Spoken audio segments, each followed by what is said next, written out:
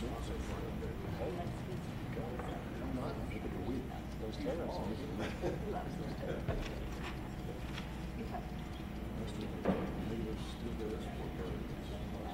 See Roger Newport's. I don't want to do it wrong. I picked up on it a little bit. I think it was all over it. You can see it there. Front page of Wall Street.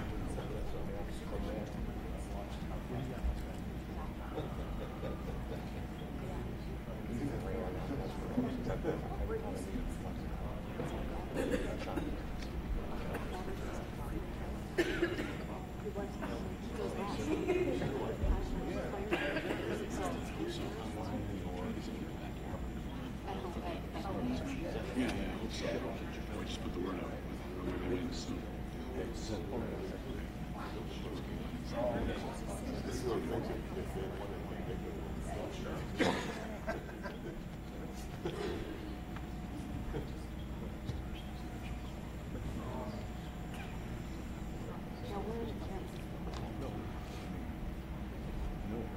Oh, 205, yeah.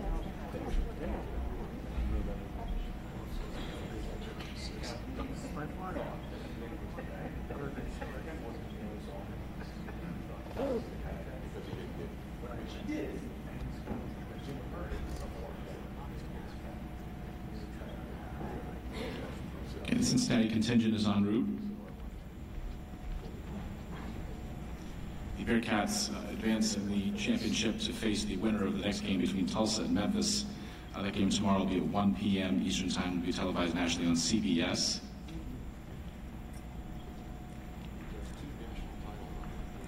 Cincinnati improves to 4-4 all-time in the American Athletic Conference Championship. They're 28-4 overall. It's the first time in program history that Cincinnati has had back-to-back seasons with at least 28 wins. They were 30-6 last year, so first time in the long storied program history of Cincinnati they've won at least 28 in back-to-back years. Cincinnati will make its third appearance in the American Athletic Conference Championship semifinals. They previously made it in 2014, 2017.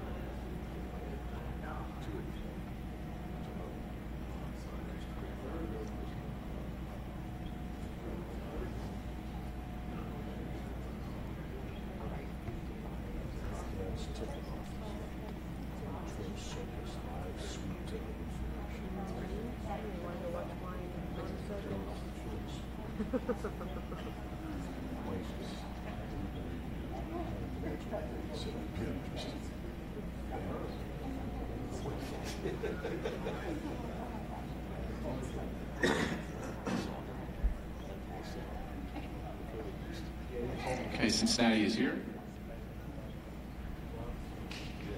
We'll be joined here by head coach Mick Cronin and student athletes, senior Gary Clark, senior Kyle Washington, junior Kane Groom.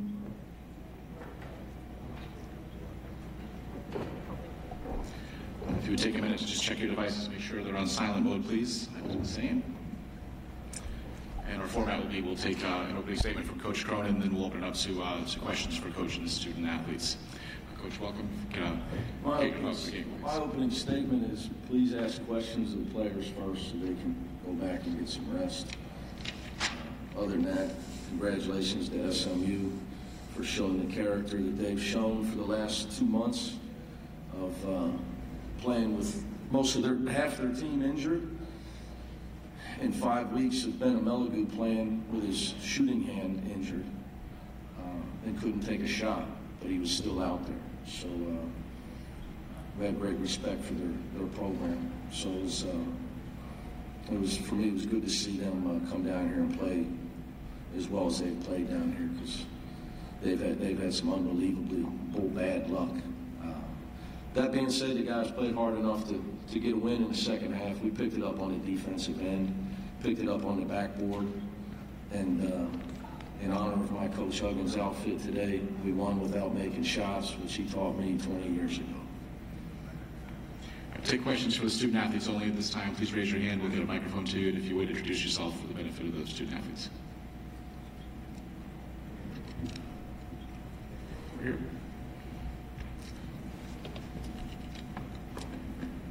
Bill Fay from Associated Press. Kane and Gary and Kyle, nothing from the perimeter almost all day today.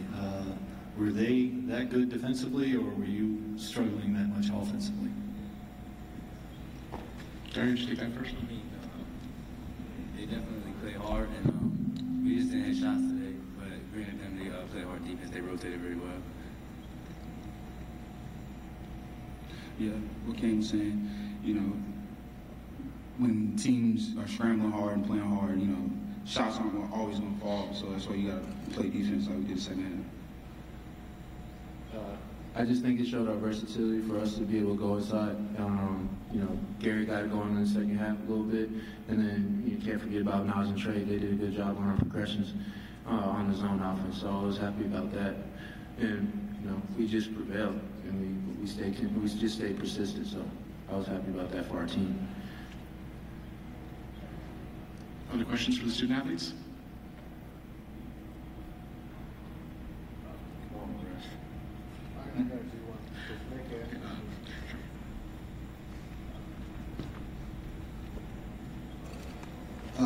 For anybody, well, I'll start with Gary. A team like SMU, heavy underdog to you guys, they're ahead 4, 5, 6 points. You're locked into the NCAA tournament, but is there any concern by you guys that, hey, if we lose this game, maybe we drop a seed, something like that? I mean, how concerned were you guys as that game got deeper and deeper? That's always a worry, but we're playing for more, and we had to lock in and get defensive stops. You always want to try to get momentum.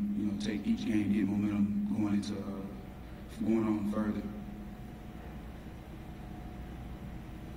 Okay, we'll take one more call for questions for student athletes right here in front, Bill.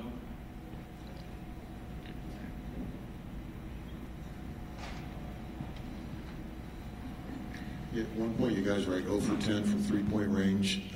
How frustrating is it when you keep missing them like that? Some of them were open looks, they just weren't going down. Kane, I'll ask you because you finally made one that kind of got you over the hump. It's definitely frustrating, but Coach says all the time, you're not going to always make shots. You're not going to win with offense all the time. So our main focus in the second half is defense, not really the shooting. We didn't even actually talk about shooting. Gary, you get, I think, 2 points combined from Jaron and Jacob, and you win anyway by 10. What does that say to you about your team, or just how you responded to that? Just our depth. Guys come in, step in. You got Keith and Trevor come in, rebound the ball, and being able to, get stops defensively. Jaron, he led us in almost every category today when it comes to defense or rebound and stuff like that. So, it's not always going to be a good night, but as long as you contribute on the defensive end and help your team get the W, that's all they care about. Anything further for the student athletes? All right, thank you, gentlemen. We'll excuse you to the locker room. And at this time, we'll open up to questions for Coach Cronin. Again, please just raise your hand. We'll get a microphone to you.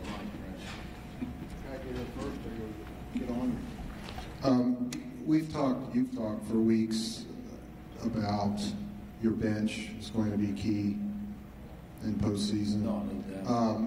Just specifically, when you're kind of, I don't know if in trouble's the description, but Trey and Nas both hit a couple baskets there. I guess, is that kind of indicative of what you want to see? They're really improving. They're still young players, but for us, player development is the key to what we do at Cincinnati and the way we do things.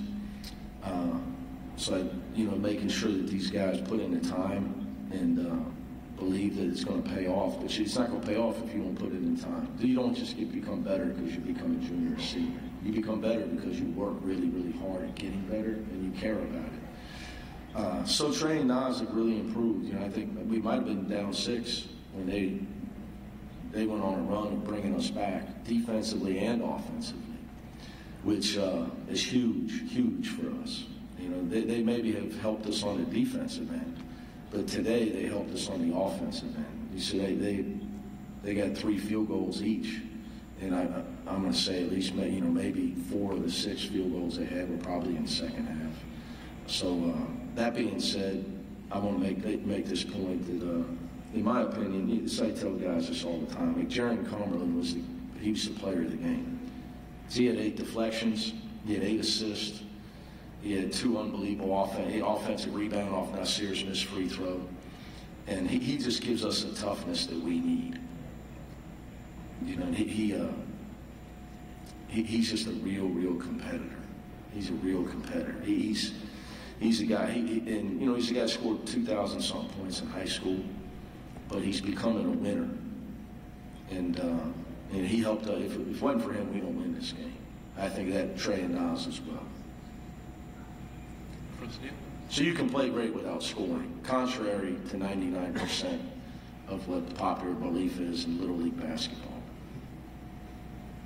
What has Kane given you lately? And he's a guy who's been around. This is kind of his first significant postseason. What do you kind of expect from him as you go forward? Well, I just think he's finally comfortable. I think he's finally made the adjustment of his intensity level. I judge it by whether he turns the ball over, and I judge it by whether his defense.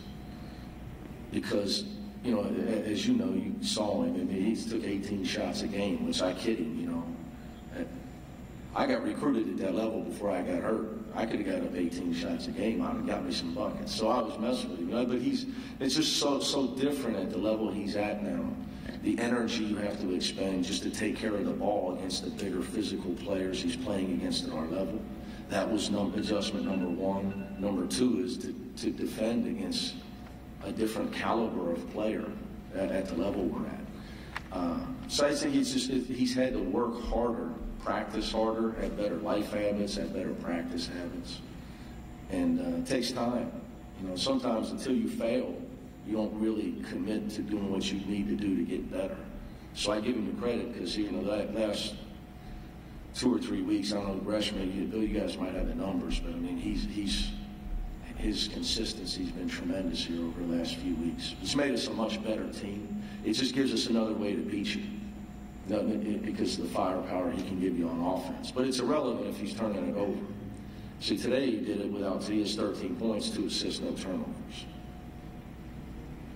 Coach, how much of the struggle today offensively was the tentativeness you expected in the first game of the tournament? I think I've always said this. I don't like when coaches come in and say stuff like that.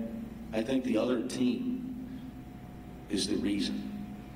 The actual game itself and the team. We're not tentative. I just don't believe in stuff like that. So I think if we didn't make shots, SMU played really active in their zone. They didn't make it easy on us. They put game pressure on us. So I give them the credit for that. I think that should always be the case. I think it's arrogant as a coach to think, we won by 30, we just missed every open shot. That's just not, well, what did they miss them too? So I think you got to give the other team credit. You got to look at Kouagou's in his 5th year.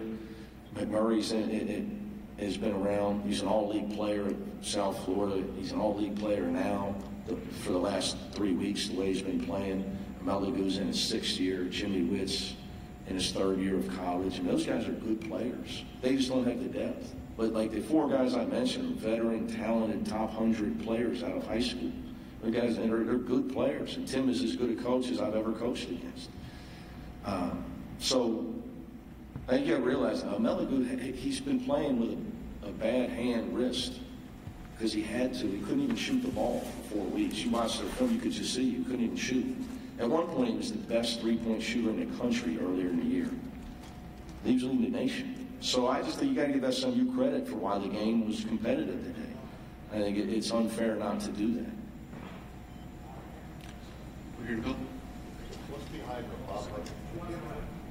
Well, you know, the Coach of the Year award, I was fortunate enough to win. You know, so I sent some messages to guys that I've worked for. Obviously, I could have still been banging around in Woodward High School if he didn't hire me. And he knows the story. And we have a little story when he met me. And I didn't have enough. One time I went to pull out some money because he didn't have any money we were trying to get out of a parking garage. I was a high school coach. I had this terrible looking wallet and a broken rubber band stuff. He said, "Can you not even afford a wallet?" So we always guessed, you know, long way from the days where I couldn't have a wallet. So he knew me when I couldn't even afford a wallet or a rubber band that didn't break. So a little tribute to him. Thank you for helping me. I don't know. Too many useless details, Chris. I'm worried about lunch right now. Let's go. I know you are. Trust me. Okay, you're buying. I got 3 of them. I just tricked everybody. I brought them. I just didn't even say anything. Something I thought about. We have time for one or Now, two. tomorrow I'll wear a real expensive suit in honor of Ricky Tino. I'm Jacob Brooke with the SMU Daily Campus. After that big run that SMU kind of embarked on, there was a little stoppage, and then y'all came out and went on a 10-0 run of yourself and really limited SMU's shooting ability. What did you tell your team? What kind of adjustments did you make? Well, I always whisper very kind things at timeouts and dead balls to my players, and try to sweeten them up, get them to respond that way. But they did what they had to do because with their numbers, they're trying to spread you out and shoot the 3 and go 5 out as much as possible, create mismatches, and hopefully you help off somebody and let it fly. You know, it's really, they only have one guy that, you know, a big Okoye guy on the post is really their only post guy. You know, Shagwell's more of a shooter for a big guy. So we just did in case the game went on, we adjusted more to what they were doing to us on offense. We did a better job. I think early in the game we had a woe is me. Oh, we actually got to spread out and move our feet and guard these guys. I mean, they're not just going to take bad shots. You know, we know they're well coached and they have veteran players. And they played really well yesterday. And, you know, for the guys, 7 guys they got, like I said, they're finally healthy. So I think it just took us time to adjust to the stuff they were running. But I'd like to, you know, give credit to Trey Scott and Nasir Brooks. So that run you're alluding to, they were in the game. They did great on the defensive end, and they also scored inside against SMU zone. So whenever you have 2 guys come off the bench that back up all league players and really turn the game around for you, it's a luxury as a coach. It was big, really big for us. So hopefully it's a big confidence booster for those 2 kids. Any final questions for Coach? Thanks, guys. Oh, you got one? I can hear you. All right, Jason Celeste from Newspaper News Record. You talked about Trey and Nasir's kind of developing these players and how big they were today. How much of the seniors, Kyle and Gary, helped them out along the way? Well, our team, I'm a very lucky coach. My seniors are great people, and they're constantly trying to help the younger players at all times. They're always talking to them, whether it's trying to keep their spirits up, because I was maybe hard on them in practice, if you can imagine that, or it's just, you know, but basketball stuff, really.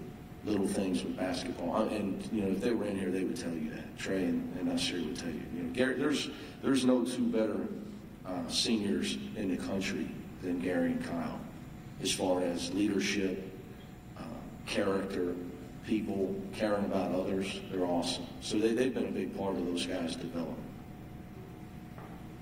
I can't say enough about that. I mean, that's not coach talk. And anybody that's interviewed them or knows them knows that, how good of people they are.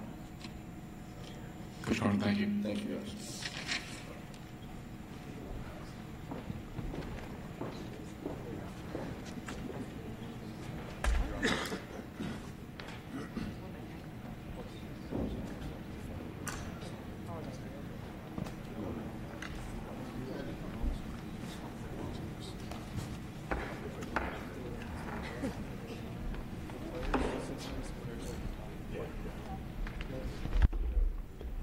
said they have to go and get the rest. Yeah, it's so hard like throwing on that. It's like, I kind of think Cronin's just like really right.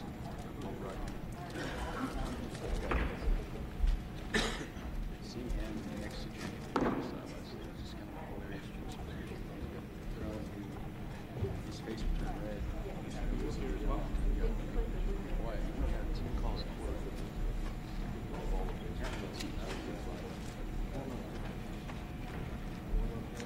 For SMU, we'll have head coach Tim Jankovic, junior Jamal McMurray, graduate student Okoye Gao, and senior Ben Nemelagu. Again, our format will take an opening statement from coach, and then open up to questions for coach and the student athletes. Coach, if you could begin with your opening statement, please. Okay, opening statement.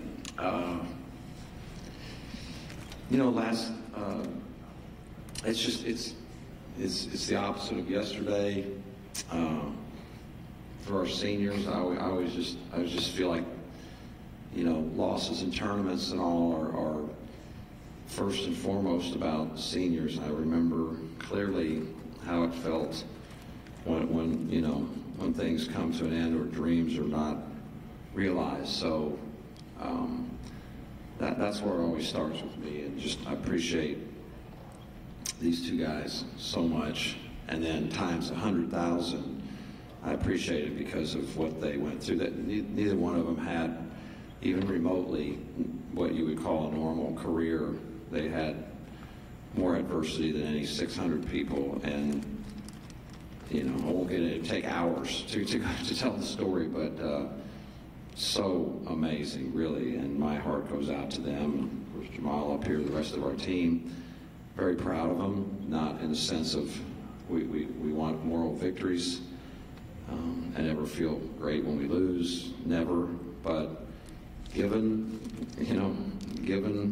the odds, given that it's like we start the season with 3 injured players because we're on probation. Like, who starts with 3 injured players? We have less, and I think we had 6 or 7 guys injured during the season, missed games. I think we probably missed 100 games.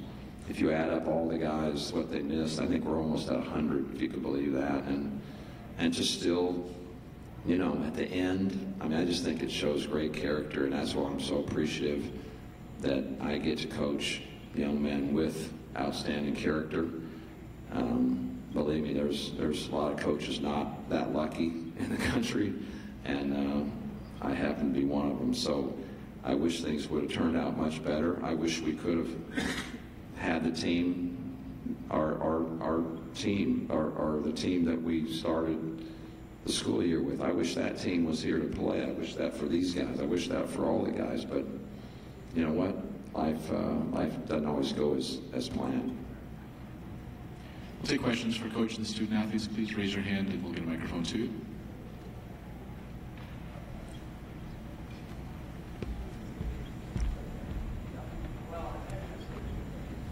Coach, when it became obvious that McCoy was hurt, it looked like on first possession he was already struggling. Did you do anything differently and say, okay, we got to try something else? Or yeah, I got a little more religious at that point. I tried to, and that doesn't always help. That was the first thought, but you tweaked it right away, right? Tweaked it. He'd been up since the crack of dawn, trying to make sure, he could play today. And when he got to a point, he was still obviously not full speed, and he tweaks it on the first play, and then, my gosh, but it's it had to happen, because this is our season, right? You're looking at our season. Last time we played Cincinnati, Ethan sprained his ankle in shoot-around. No joke, shooting, okay? So, and now we sprained it here, and we're already 3 down on probation, and we're already 3 guys out for the season, and we already got 2 guys playing hurt, and it's like, why not? Let's just have another one. Let's just have a guy get hurt on the first play of the game who played his tail off. And I want to say this again. This is important to me. I basically said it yesterday. I want to say it again because I know the frustration. I do. And if you've never been injured, then it's hard to really grasp this. But let's start down here since you asked about it. He's a great talent. I mean, no one's had more injuries in major college history than he has. Had he been a healthy guy, no one knows what might have happened. Look how well he played yesterday. He looked like $1 million, and he's playing with about 3 days of practice in the last 6 months. He's playing on one leg. But he's getting healthier. But just how frustrating it would be to know your real game is here and you're playing here. Gu obviously starts the year. He's incredible. I think he's leading the nation in three-point shooting, if I'm not mistaken. We never brought it up. We didn't want to jinx you, but we noticed. Okay, so playing his tail off, and then he gets a wrist injury. And now he can't shoot a ball from the three-point line for weeks and weeks and weeks and weeks. So basically we're playing with Gu playing left-handed. And how frustrating is that? So it was well documented that the guys that aren't playing, Shake, Dre, Everett, they're not able to play. They're done. But what wasn't documented, because we don't want to give the other team a scouting report, is these guys can barely practice. And when they are in the game, they're not who they really are. And that is... it just kills me, because I know what that feels like, and that is sheer misery. That's sheer misery, and they didn't deserve it. I can tell you that for sure. Questions? Chris Hayes, Orlando Sentinel. Coach Jank and whichever player wants to answer. Do you guys feel like you kind of left one out there tonight? A lot of maybe self-inflicted miscues, like the shot clock violations, missed dunk, various things. Do you feel like it got away from you a little bit? I feel like we played hard. They did what great teams do, and they grind it out and find a way to win. I think it was nothing that, mistakes happen in the game, and that's what and it happened. But I think we played our hearts out. I think we played hard, and I think we left it all out there. They just did what great teams do, and they find a way to win.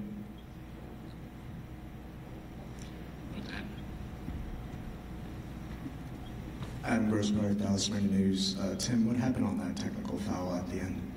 I was pointing out, as kindly as I possibly could, I was looking at the scoreboard saying that our opponent had 2 fouls for the entire half and were pressing and playing pressure defense. And we had far more than that, and we were playing in a zone. And normally, just in basketball theory, if you zone, that one of the reasons you do that is because it really cuts down on the fouls. And one of the reasons that you press and pressure and play physical is you're willing to live with the fouls. And all I was trying to do was just point out that it was 19-2 in the free throw shooting. And I didn't mean it in a mean way. I just thought it was extremely ironic, because normally the zone team will foul far less. So really I was just pointing out some irony and not criticism at all. And maybe they took it as criticism, but I just saw the irony in the moment, that's all. And so I just was pointing out the numbers and the free throws, that we shot 2 for the entire game and they shot 19. And in no way does that mean that it wasn't just. Who am I to say that? I was just saying, isn't this ironic? And so it was very ironic to me.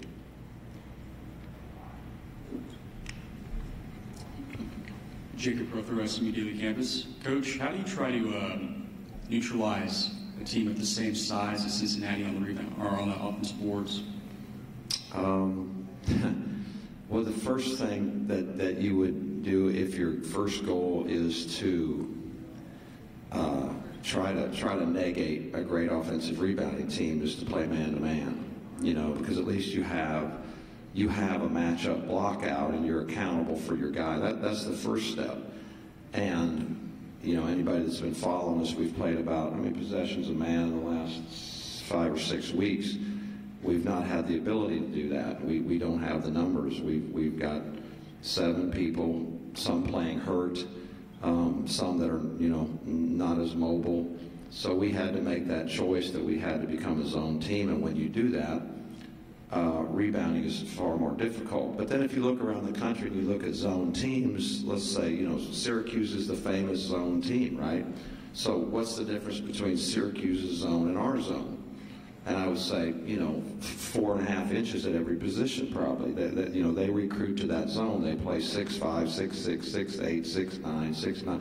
So they play a gigantic zone, which allows them to negate rebounding. We're playing, our starting lineup is 5'11", 6 foot, 6'2", 6. Are you 5 or 6? I'm going to give you every inch.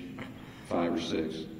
6'5". So we go 5'11", 6 foot, 6'2", and 6'2", 180 pounds, by the way, and 6'5", and then Okoye in the middle. And that is not a team that you want to go zone for 40 minutes. But when you don't have a choice, then you got to pick your poison and say, well, if we foul out, if we've got some matchup issues that we can't overcome, then we made that choice to try to get better and better from zone defense. And without question, we knew, it was probably the number one thing we talked about is we just have to keep trying to rebound better out of the zone. But it's not an easy thing, trust me, when guys are flying in from everywhere and you're trying to run some people off the line as well, because you can't let people shoot horse shots against the zone or you're just going to get torched.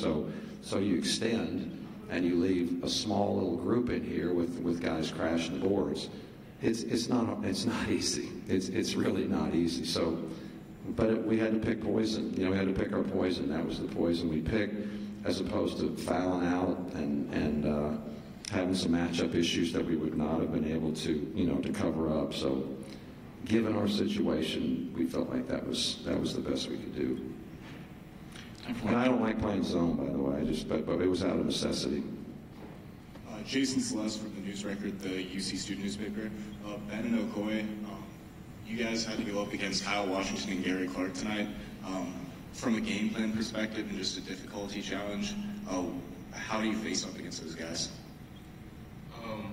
Well, starting with Kyle, you don't want to get to his right shoulder. Gosh, seems like every shot he throws up with his left hand, he goes in. So that's one thing we tried to do. And, Gary Clark is just a dog. He's a junkyard dog. Does whatever his team needs him to do to win the game. And you just got to try to contain that as much as possible. I think we did that. I think we frustrated him a little bit at the game. It was just hard to keep him off the boards, and late in the game, they just got in the paint and they started hitting shots, and they grinded out a win. Thank you. Phil Mayer, SMU Daily Campus. Coach, if you're offered an NIT tournament bid, would you accept? Sure, of course, absolutely, 100%. Yes. And who knows, the health of our team by then. So, but regardless, absolutely, and certainly before all the health issues, we were, if you believe the projections, which I really try to ignore, but people don't allow me to ignore. All my friends are constantly texting me what they find out, and I can't tell them I don't want to know, but, before the injuries, we were 4 or 5 seed, we had 3 top 15 wins. We were right where these guys would hope to be. We were, ahead of where we could expect to be with only 3 returning players, and then, the bottom dropped out with the injuries. And of course, we would accept 100%. Yes. Last one from Adam. Tim, big theme at the beginning of the season was the youth of this roster. When you look back, how did all the freshmen on the team progress? I thought they did a great job. It's sad given the injuries. Everett being a freshman, he missed out on a lot of time that he would have gotten as well. That would have really helped his progression. And he was really continuing to improve and get better and better and earn some more time. And obviously a really good rebounder that would have helped, with one of the questions here. But it did, being a freshman, it is funny. A lot of high school guys, they think it's going to be completely different than it is. Their perception is a lot different. Now, every now and then, don't get me wrong, there's some freshmen that they just kind of have it. They've got a lot of things that are ready or college ready, but it's certainly not everybody. So it was great from that standpoint. They're going to have a complete much better understanding of what they have to do, spring, summer, fall, to be a high-level Division I player and not just a guy. So I think it was really valuable. But would I have hope for all these injured? No, we would not. We had a nice progression going, bringing people along, and to speed that up was really not in the plans. SMU, thank you.